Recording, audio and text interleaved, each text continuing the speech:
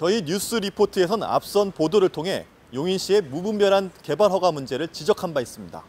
교통평가나 환경평가 등 그 심의가 제대로 이루어지지 않았고 개발업체의 편의를 봐주는 등 그 병폐가 심각한 것으로 나타났습니다. 하지만 산업단지 조성 과정을 살펴보면 그 문제는 더 심각했습니다. 민선 6기 당시 용인시의 미래 먹거리를 위해 박차를 가했던 산업단지 조성 사업.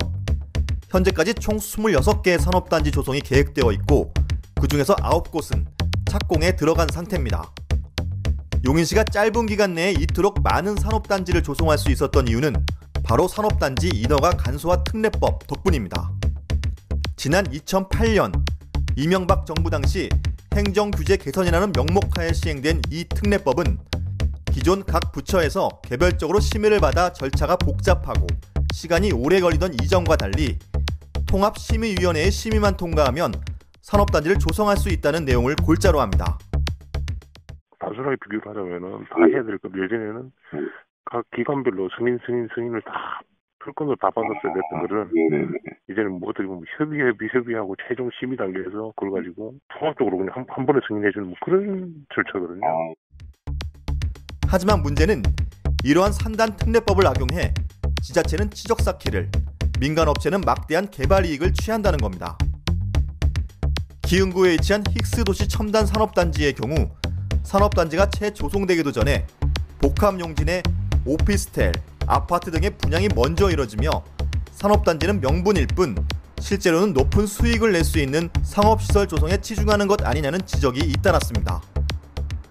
산단법이랑 경기도에 그 산단 조례가 있거든요. 네. 거기에 대해서 산업용지를 한 51%까지 두고 나머지 한 49%까지 복합용지로 지원시설로 개발을 할 수 있게 되어 있는데 이거를 힉스산단 같은 경우는 완전히 악용해서 아파트도 들어올 수 있게 이렇게 된 거잖아요. 산단 특례법이 많은 조항들이 악용될 소지도 높고 개발업자한테 많이 유리하죠. 흥덕지구에 위치한 이 공터는 2015년 건설업체 D사가 기존 아모레 퍼시픽 공장 부지를 인수하면서 기업형 임대주택 개발을 제안해 지구계획이 승인된 지역입니다. 당초 공업지역이었던 이곳은 제3종 일반 주거지역과 상업지역으로 용도 변경되면서 사업 시행자 D사가 2,500억 원 이상의 막대한 개발 이익을 챙긴 것으로 보고 있습니다. 특히 민선 6기가 마무리되는 시점에 해당 부지의 용도 변경이 승인되면서 해당 업체에게 특혜를 준 것 아니냐는 지적이 잇따랐습니다. 실제로 경기도지사 인수위원회가 해당 사안에 대해 조사한 자료에 따르면 용도 변경을 위한 주민 설명회에 단 6명만이 참석했고 환경과 교통평가 또한 미흡한 부분이 있었던 것으로 드러났습니다.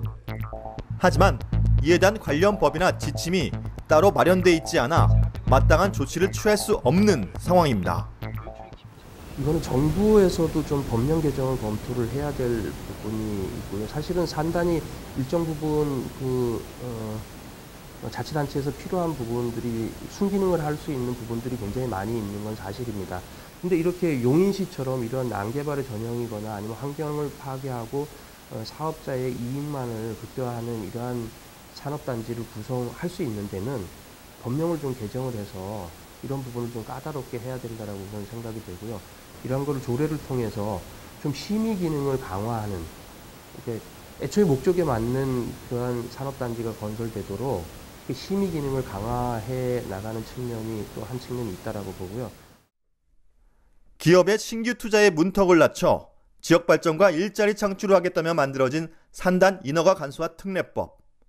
개발이라는 미명하에 무분별하게 산단을 승인하기보다 조금 늦더라도 철저하게 검증하고 감시할 수 있는 법 제도가 필요한 때입니다.